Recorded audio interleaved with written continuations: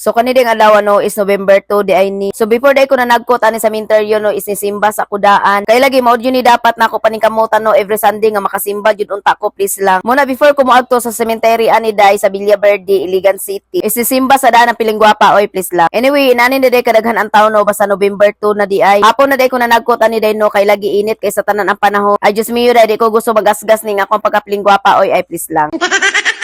Bitaw oy kumuanhi man gud kaday no nga init pa kay sa tanan day no maglabad lang na ang imong ulo. Unya nani pa jud kadaghan ang tawo ba. Ug kami na lang day duha sa akong piso ani day no is wala na ako giuban ang ako ang piso nga gamay. Kay lagi day kadyo tra kay sa tanan Mulakaw oy magpakugos na dayon. Pero dili na pud ako siya kailangan ubanon ako kay lagi daghan sad kay og tawo ba. Ug kani pong adlaw no mao po ni pinaka-importante ba nga makadagko ta sa to ang mga mahal sa kinabuhi. Mo na 1 ug 2 sa November day no isa kuha jud ang paningkamutan day nga makaadto kog minteryo ug magkapanagkot ko. Ug nagpamisa na sa day ko ani day no sa simbahan. Kay lagi every month pag ko magpamisa day sa ko ang mga mahal sa kinabuhi ba. Kay mao na lang jud na nga to ang mahatag sa ilaha ba. Ug mao ra dayto no bay mo oy.